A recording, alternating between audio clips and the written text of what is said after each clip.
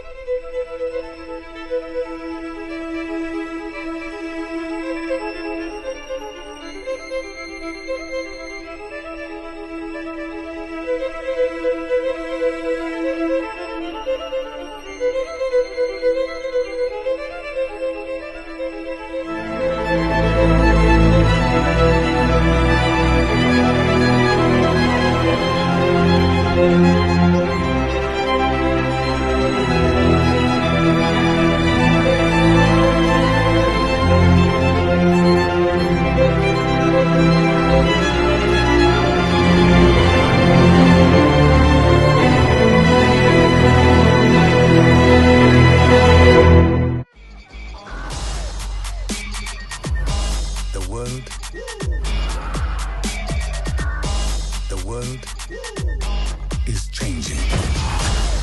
Soon, there will only be the conquered.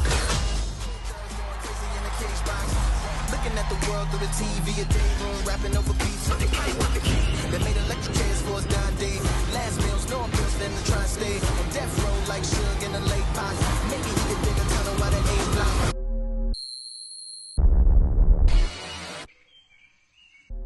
The past and the present merge to meet us here. My check didn't come today, George. Where's my money? 20,000. You trying to piss me off, man? Of course not. But where's the session tape? We can't release more money until It's the Columbia. same bullshit. Until Columbia gets the new music.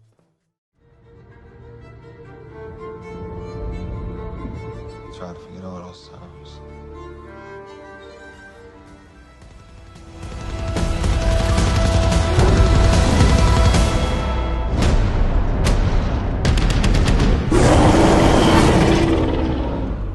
This is a good group of boys. We're all gonna die together out here. You shouldn't have come here. What the hell is this place? That's Kong. Kong's God on the island. But the devils live below us. And what are they called? I call them skull crawlers. Why? Never said that name out loud before. It sounds stupid now that I say. Just, you call them whatever you want.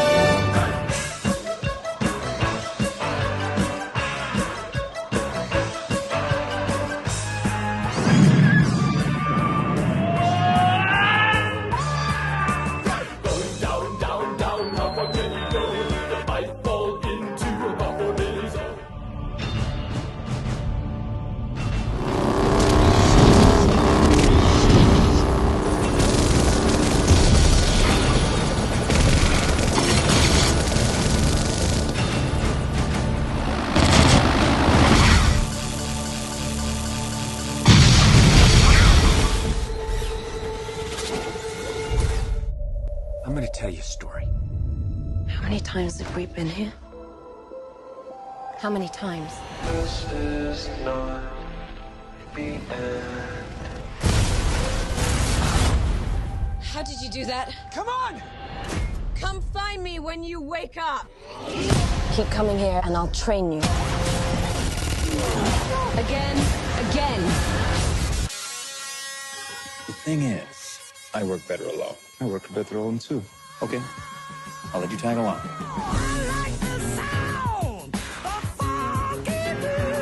How did you get the invitation to my party? I stole it. So you're a thief. I hope you wear a mask. Sometimes. Just never when I'm stealing things. Listen, I know school sucks. Peter, you still with us? Yeah. You're the Spider-Man. No, I'm not. I'm not. This is just a costume. This is You're on the ceiling.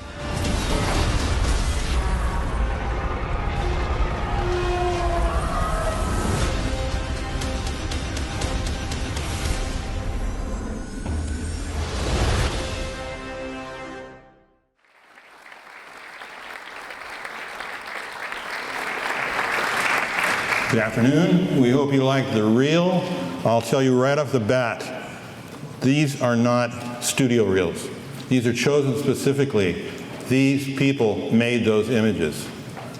That's what we're here to talk about, is how this kind of thing happens, how it gets made. We call the panel Architects of Imagination. I know that's a little grand, but hopefully by the end of the evening, or the end of the hour, you'll believe me. I'm John Muto. I'm a production designer, as you saw. I'll moderate by way of introduction. I have some opening remarks. The idea is to get you all on the same page, because basically the bottom line is nobody knows what the hell we do. First, a quick survey. I think this is important to everybody. How many of you are in the film business? Anybody? Wow, good group. How many of you aspire to be in the film business? Fewer. That's interesting. How many of you just love the movies? Okay, that's everybody. How many of you just love the movies because they look so goddamn cool? Okay, that's why we're here. Let's talk about the reel for a second, because this is interesting. It's basically superfluous to show you those images because you know those images. Within a frame or two of those pictures hitting the screen, you know them. That's because these things get buried in your mind. They're buried in the lizard brain. And there's almost no way to get them out. And the question is, what's that about? How does that happen? And how do these people do that to you? I can hear someone whispering, wait a minute, these guys are not cinematographers. How could they make images? Which is a logical objection, but it betrays an honest misunderstanding of what we do, which is why we're here. So the first thing I think is important to do is to put faces with the real. I want you to understand. I know you can't read these little signs. So you might want to hold your applause till the end, or you're going to spend the whole hour applauding. So it's up to you. It's your time. First of all, Francois O'Doy. Francois is known for designing Logan, Dracula Untold, Wolverine, Abraham Lincoln, Vampire Hunter, and as a supervising art director, Watchmen. A supervising art director is when you've got such a gigantic movie that you need a platoon of art directors. Then you have one guy who runs the platoon. And that's what Francis did on Watchmen, which was a gigantic movie. Next, Hannah Beechler.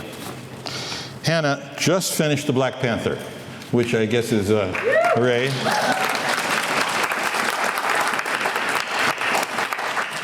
Which is so you broke the applause rule. Oh well. I knew you were going to do that, Hannah. Which I think is going into Hall H today, so we won't get to see it. But aside from The Black Panther, she designed Moonlight. Moonlight is that little movie that won Best Picture. Did it again. She also designed Beyoncé's Lemonade.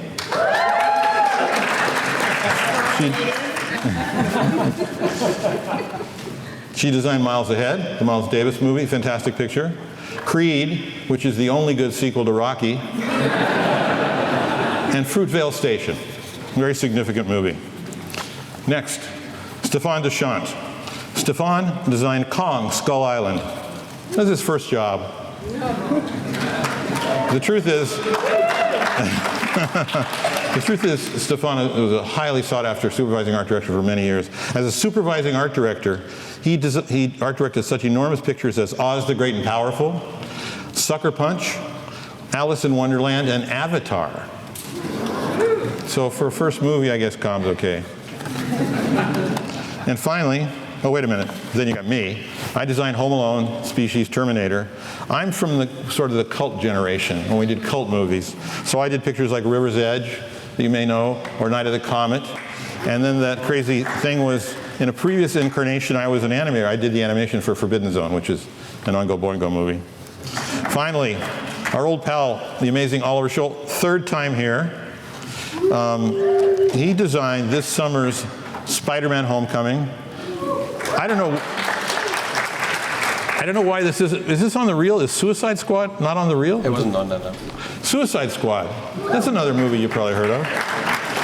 Man from U.N.C.L.E., Edge of Tomorrow, The Time Machine, Godzilla '98, and the original Independence Day.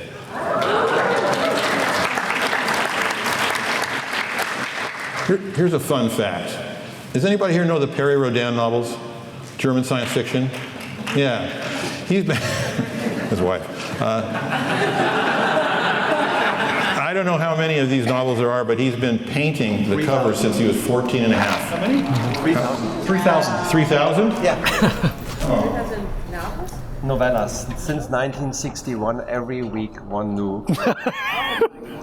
Why don't you just take over? Just come over. So this is the level of artist we've got here, right?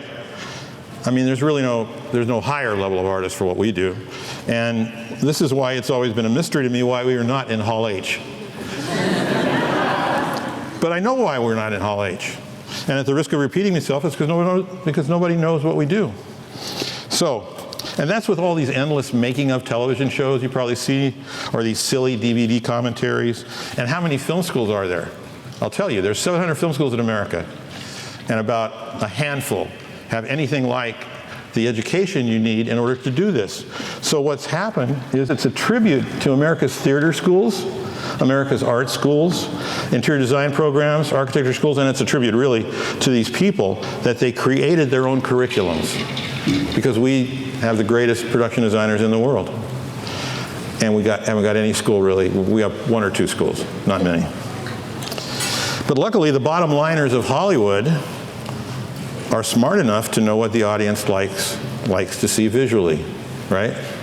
I mean, their movies, Hollywood movies may be terrible, they may be mean, they may be racist, they may be sexist, but they look great. And they make a lot of money. For me, it's a pity that so many great indie films, not all indie films, but most indie films don't make any money. And I think, and it's my opinion, not the opinion of the union, not the opinion of these guys necessarily, that the audience doesn't want to spend money to sit in the dark and watch drab images. That's what I think. So you go with that anywhere you want. Anyway, I have a couple of things. We're all in the union. The union's been good to us, but we're not going to talk about the union because we're talking about aesthetics today. If you're interested in getting into the union, if you want to find out about the union, we got Jerry Sonnenberg over here, this giant, strong-looking guy. He knows all about that. So please go to him afterwards if you're interested in the union. You should have a magazine called Perspective. Please ignore the cover. I have no idea what that cover is doing on a magazine at Comic-Con. It looks like your grandfather's magazine, but it's true. But if movie design interests you in the slightest, open the magazine because it is gold. It will give you information and insight into what we do that you cannot find anywhere else. There is no other magazine like this in the world. One last thing. I have a free offer. If any of you are interested in film design, I teach at the film school at Cal State University, Long Beach. And I run feature films, show clips. It's a unique class, no one else is doing it. But what's interesting is they've given me a movie theater, but legally I can't have more than 60 students. So I've been offered by the dean, a very enlightened man, who has encouraged me to invite anyone who's interested to come to class. If you want a university level film school class for no money, for free, just come to Long Beach Monday nights, and we'll have a good time. And see me after the session if you're at all interested. Okay, so we should get into questions. We have all sorts of interesting things. You know, everybody has a particular thing that we've talked about. For instance, Francois, he did Wolverine and Logan. Those are both Wolverine movies. Could they be more different? I hope you know them. I mean, for those who don't, I mean, Logan's a drama. It's like an amazing, it's not really a science fiction movie. On the other hand, Wolverine is the ultimate sort of science fiction adventure. What's that like, Francois? Well, I think that they're both unique movies, but that's what was so fun about them, is that they were both trying to do something completely different. Same director? Yeah, same director, James Mangold. So on the original Wolverine film, it was when I read the script, it was really something like I had never read anything like that before. It was a road trip through Japan, and what was an incredible opportunity was to become sort of an expert on Japan. I was fascinated by Japanese culture and architecture and everything, but when you're a production designer, it's really an opportunity to become an expert and learn. And so I had to take a lot of trips and learn about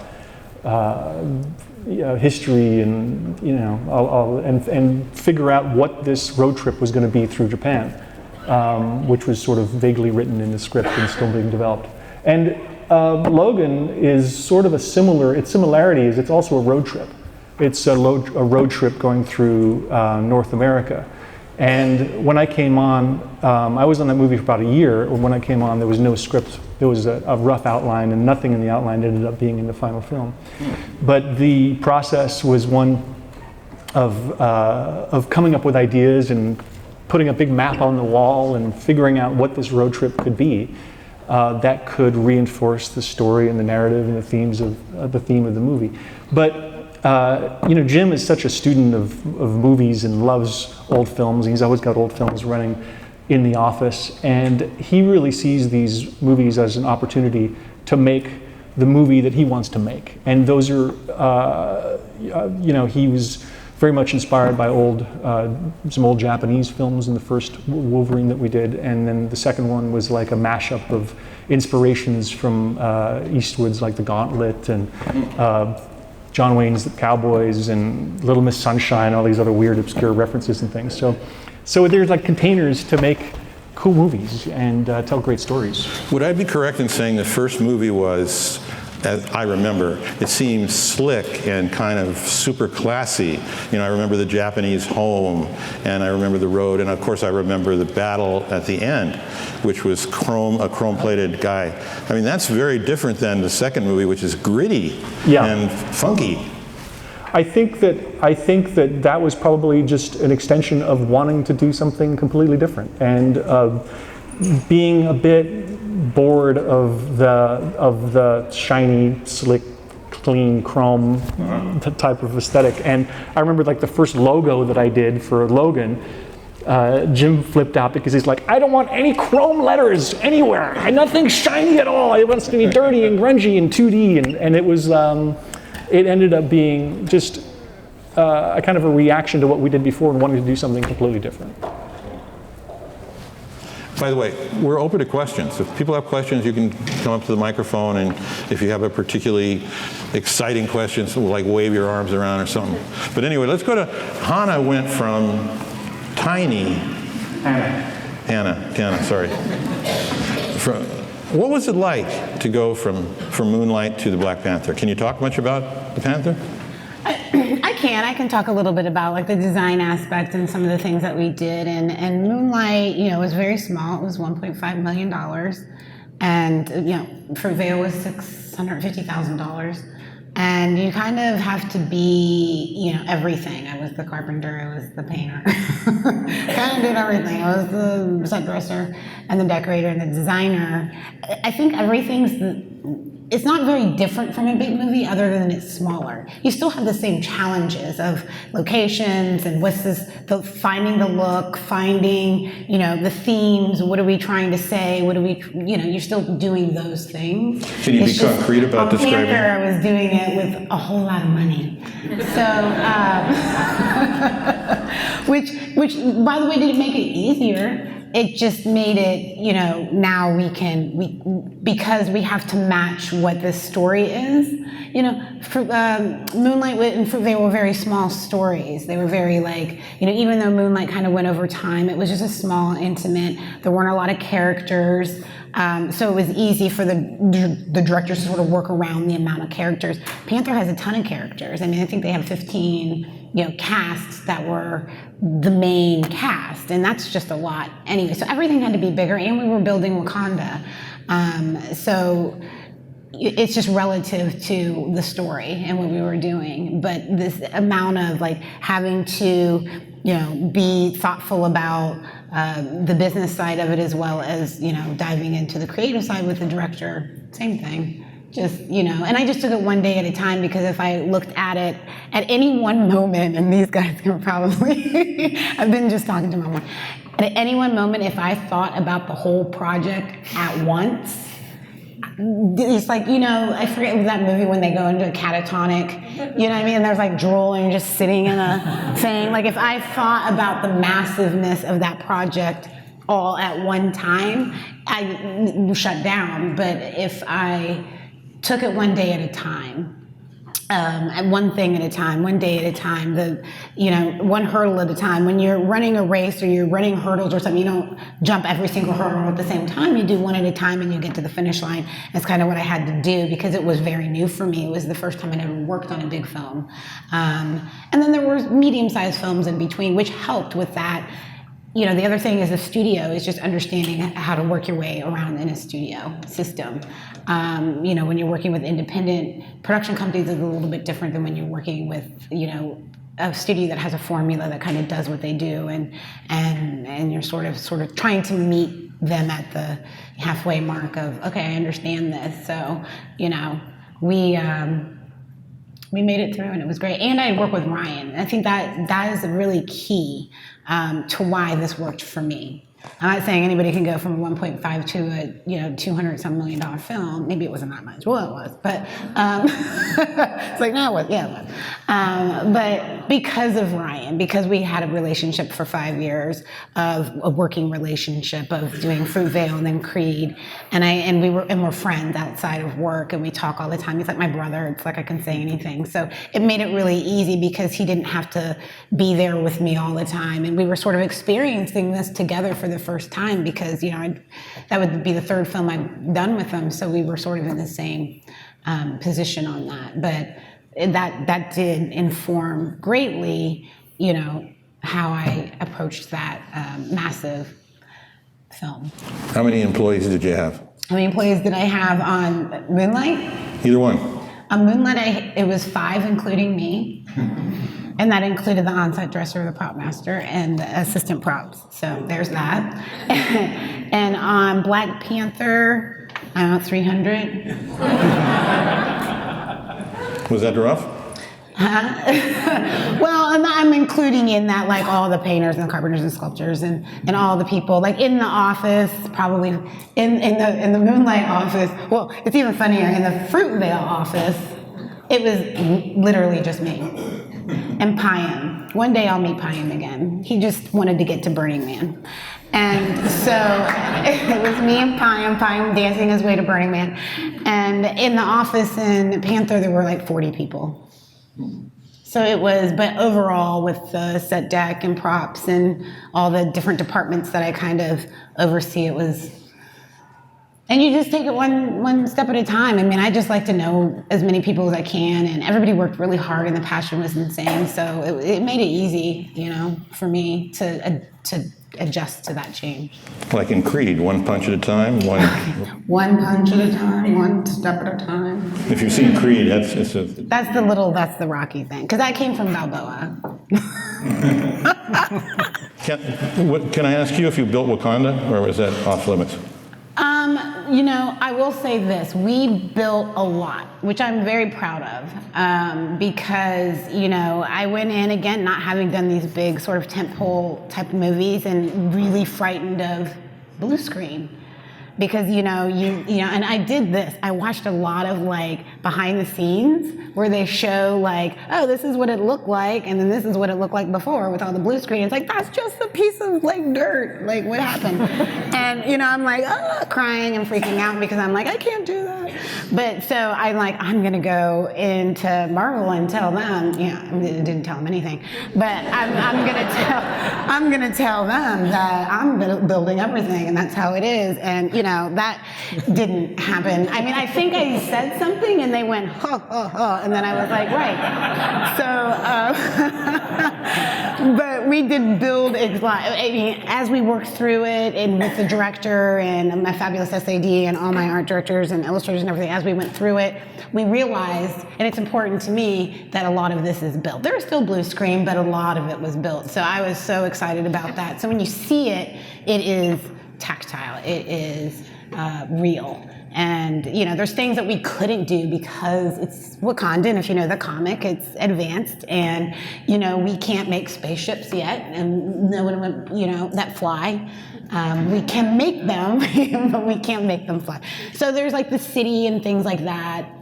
They shot a lot in Africa, a lot of scenery and plates and things like that in Africa and South Korea. So that, you know, we did a lot. I was really happy with that. Yeah. Well, Stefan didn't go to Africa as far as I know, but he went everywhere else on Kong. So tell us about Kong. That was a mammoth deal. Well, I think for Kong, right when I had my first meetings with Jordan, who's the director? Yeah, Jordan Vogt-Roberts. I had kind of been given a heads up on this even before meeting with him, but we knew that we didn't want to tread back into the world of the 1933 Kong, and we didn't want to repeat that. And when I sat with Jordan, the story hadn't even been fully worked out. There was I didn't even have an outline. I didn't have an outline for months. But when we first met, he described it as that Legendary had originally wanted to make I believe it was the 1920s, kind of a prequel to the original Kong. And the core of the story was Heart of Darkness. And Jordan's pitch was, well, if you're going to do Heart of Darkness, why don't we do Coppola's take on that, and let's do Apocalypse Now meets Kong. And we had this amazing illustrator, Crash McCready, which you guys probably all know. If you have kids, every dinosaur they look at is based off Crash's dinosaurs, because Crash designed all the dinosaurs for Stan Winston on Jurassic Park.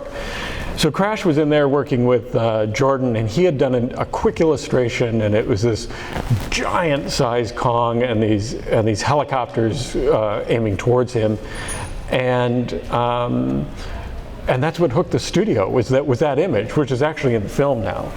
And what was cool about it is we were going to kind of start to influence the story. We kind of knew the branches of this tree of what we wanted to say, but now we were going to start traveling the world and start seeing not only how do we create this island and what it is, but what's the narrative, what's going on. And so, you know, we needed a jungle and we needed this primordial look, and so obviously the first place we went to in December is we started scouting Iceland. You know, we had 5 hours a day and everything's covered with snow, and you're looking at photographs. This is what's going to look like in summer. You're like, oh, that's cool.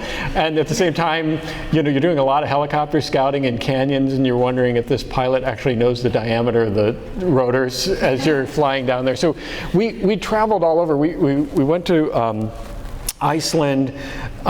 We knew we were going to need Hawaii, and then we went to Southeast Asia, Thailand, southern Thailand, northern Thailand. We went to Cambodia, and then South Vietnam, North Vietnam. And the whole time, I was having conversations with Jordan, and what I was trying to do is figure out where he was coming from it, and then go where I was coming from it. And I say that in a way that I'm not trying to be off the mark with the director. I'm trying to be with him, but I'm also trying to ground all this imagery, because at the same time we're location scouting, Jordan's got his own independent band of illustrators that are cranking out illustrations that I'm trying to understand, because I don't have a narrative. So I'm going, okay, so you have these people and they have painted faces, and I know that I have to make this boat, and there's this river. And at the same time, I'm trying to figure out how to ground the story. And so for me, and this came out of a conversation I had with a mentor of mine, Rick Carter.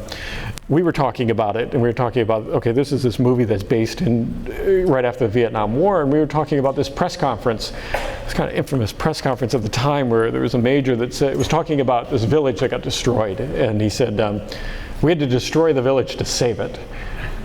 And that started making me think about like the madness of war, and the whole, all this kind of madness is kind of leaking out from Vietnam, and the absurdity of everything. And then for a while, my thing is we had to destroy the island to save it.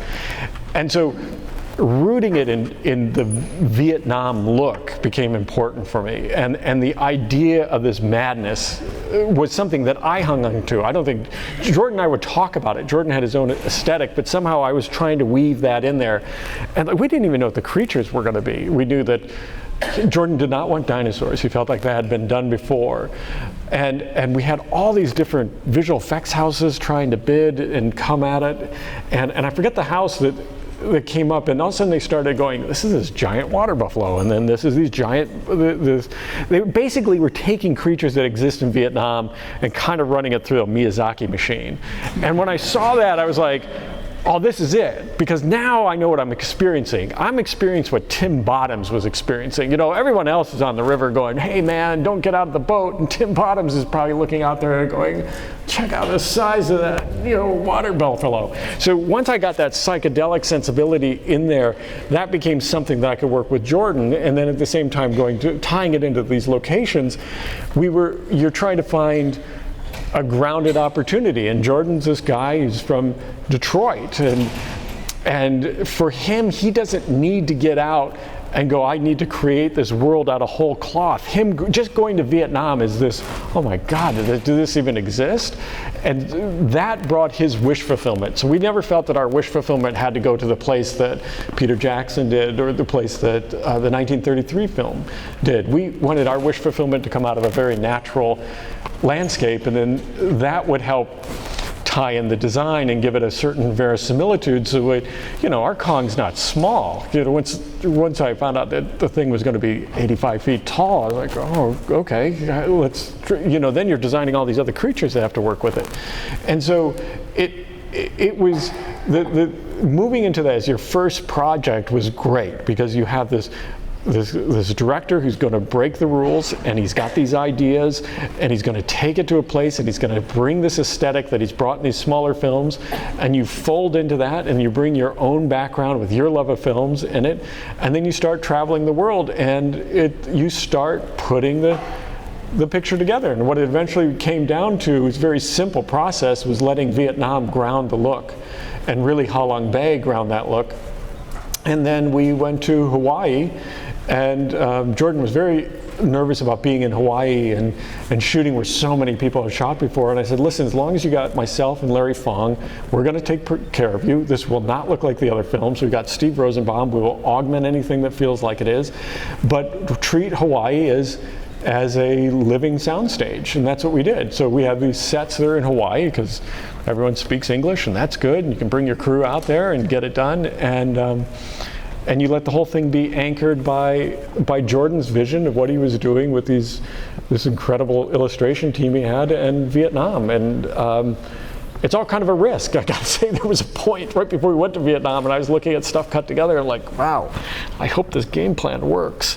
And after the first rough cut, I knew that we were on the right path. And again, like I said, I have to really give Jordan a lot of credit for it. I mean, he was the one that was pushing us the whole way. Great. Well, listen, an interesting thing about Oliver is this is the only guy I know of who's done a big Marvel picture and a big DC movie. That's different. Is it worth talking about that? Can you talk about that? Sure. Carefully. I think that might be something that's important for the fans that grew up with DC or Marvel movies, comics, important distinction. I grew up in Germany, so I wasn't aware of a distinction there. To me, it was superheroes. There's Superman, there's Spider-Man, there's Batman. I don't ever remember thinking of them as, well, that's a DC hero, that's a Marvel hero, or whatever. And then there were French comics, but we're not getting into that. But once more. So when I was offered Suicide Squad, it was like, when you're looking at movies, you're getting a screenplay. And even though the source material is important, obviously, because you're trying to transfer that and build on it, you're not thinking of that distinction inherently. That distinction is a bit in the different approach that the studios have that make the movies, that produce the movies for DC. Marvel does it themselves. So it maybe is in there, but there was really, the process was very clear on Suicide Squad, at least the visual part was, it starts with the screenplay and with the director, with David Ayer in that case. And the darkness of Suicide Squad and the lightness of Spider-Man, I'm not saying that David is a dark person, but he has a different background than John Watts has on Spider-Man, and the studios were aiming for different storylines. They wanted to go somewhere else with it, and so you build on these concepts that frankly came at that point from the directors and from the studios.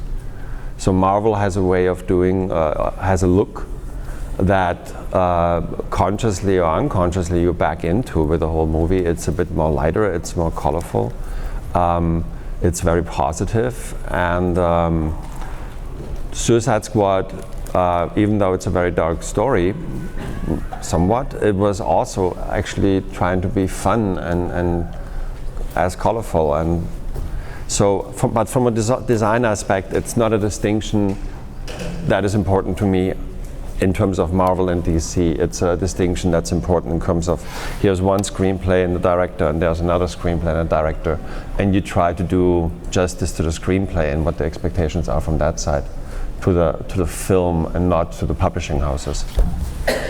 Okay, we've got 10 minutes left if anyone wants to jump in with a question. Now, in the meantime, I'll ask something, which is that I think we've all gotten scripts where we read about a location or a description of something that just didn't seem right.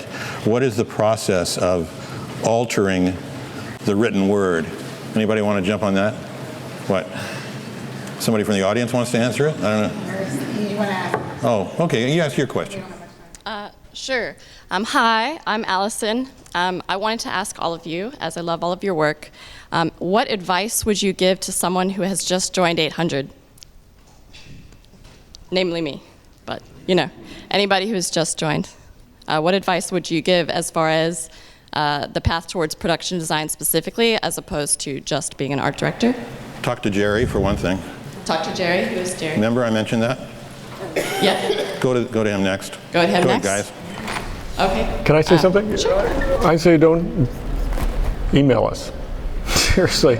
I got in this business because I was in college. I dropped out of school because Rick Carter, who was designing Jurassic Park, thought I could do animatics on that film. He took a chance on me. I feel like I owe it to anyone who's interested to give them 5 minutes. And if not, a break. I have an incredible art director on Pacific Rim, Ashrita Kamath. She was supposed to be here today. She can't be here. She was a PA on, she one of John's students. She was a PA on Big Friendly Giant. I saw potential in her. I made her assistant art director on Kong. And then we were sitting on Pac Rim, and I was talking to the line producer. I said, she's one of the strongest art directors I have. And he said, well, let's make her an art director. So I think talk, reach out, because it's not I think it's about being a community. And you want to talk after this? I'm available. Okay, great. Thank you.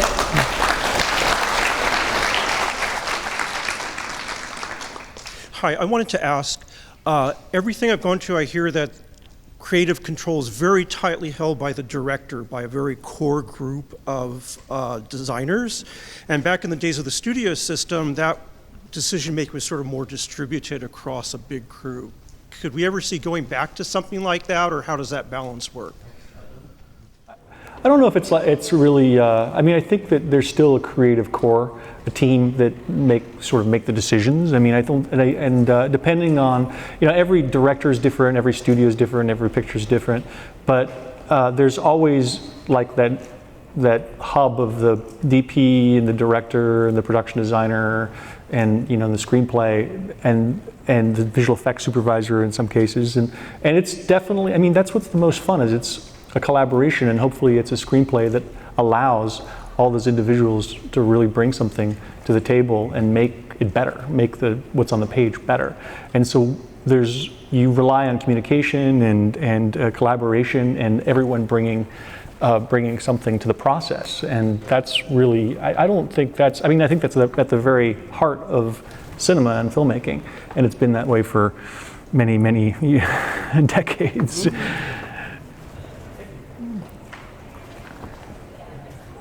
Hello, thank you all for coming. What aesthetic world that you've worked on would you most like to live in? Oh boy. Wakanda. I'll live in Wakanda. I know a nice apartment there. Hello there. My question was for Francois. I was wondering if Logan, having it be black and white, affected your design at all, and if it didn't, what are your thoughts of the black and white versus color version of the movie? That's an interesting question. The black and white process was actually something that that Jim wanted to do. He came up with that idea, I think, late in the process, even I think after we wrapped in post-production. And I think he's such a huge fan of film noir and of a lot of great black and white films and of Hitchcock films and what have you. And I think during the grading of the film, he realized that a lot of the imagery really, and the photography by the great John Matheson really lent itself to high contrast black and white. And I think they did a little test and got really excited and decided to do a black and white.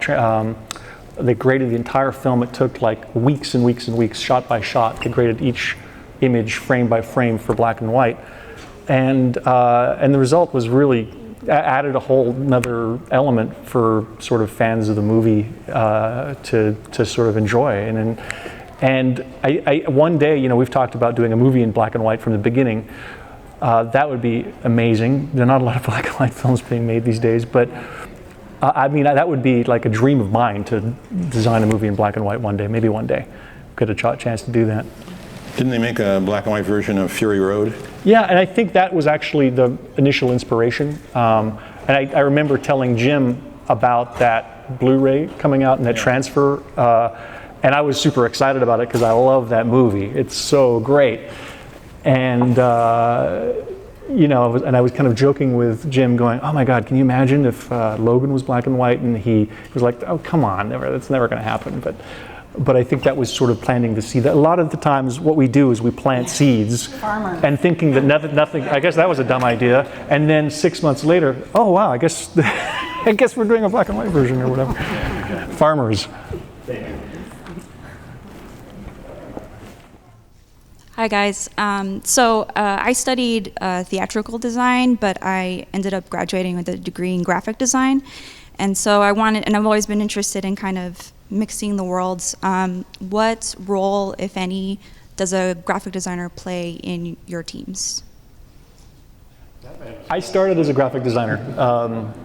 So it's really cool. I think there's a lot of crossover in filmmaking with graphic design. There's some great production designers. Dennis Gassner, who you've worked with for many years, started as a graphic designer back in the day with Coppola. A lot of what we're doing is we have to think in terms of what's in the frame and what's not in the frame. And that's how you tell stories. Is what's in the frame is very important. It's the same with graphic design. You're trying to tell a story with a small amount of elements, and so thinking about things in that abstract way is sometimes really useful to do, whether it's designing a logo. I mean, I started out and did like the logo for the MIB logo for Men in Black and the logo for The Ring and a bunch of other stuff. But that was always, for me, it was a way just to get hired, because I was always trying to sell myself as an illustrator.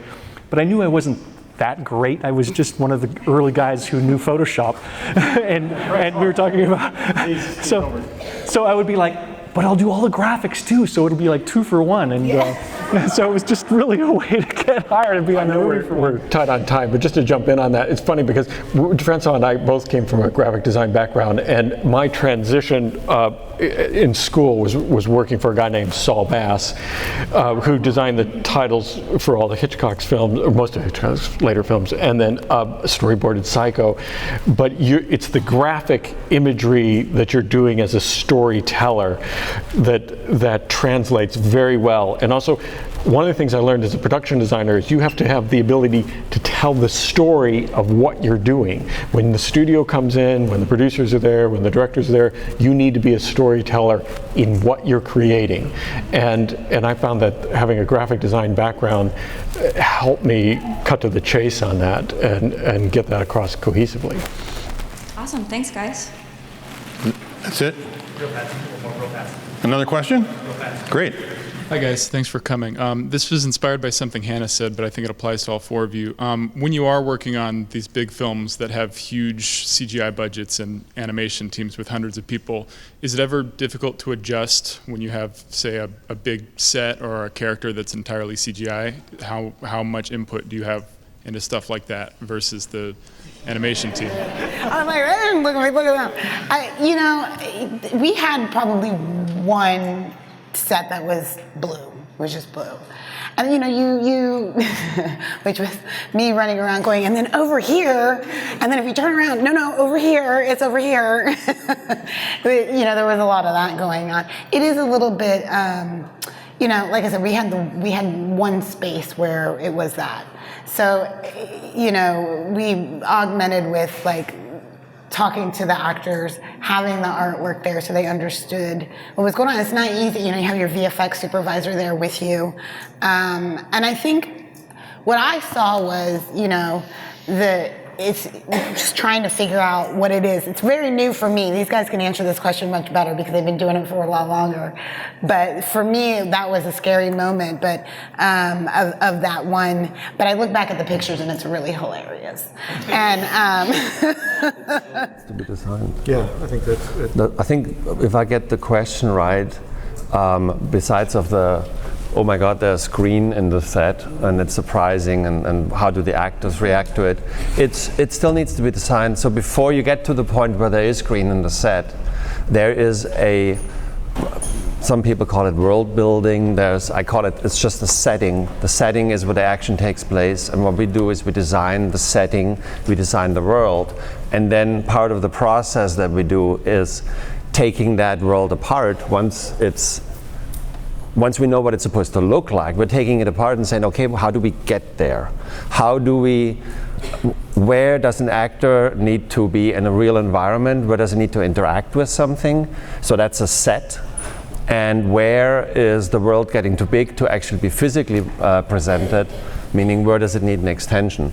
So there is ideally, there's a very good collaboration with the visual effects department and with the visual effects supervisor, who basically, because of the tradition of so far of Hollywood, carries the flag on into post-production and makes sure that these concepts that were agreed on before we started shooting are going to be carried through. Because if you don't carry the concept through, you'll see it later. It'll fall apart visually. It becomes a visual mess, is what I would suggest. I think we have to stop now. Thanks, guys. This is you will not find a more articulate and forthcoming bunch of people than these designers. I thank them for coming, and I hope you got something out of this. If you want to talk to them, we'll do a sort of an autograph signing portfolio review over at the Sales Pavilion. I'm not sure where, they didn't tell me. But anyway, that's the story. Thanks for coming.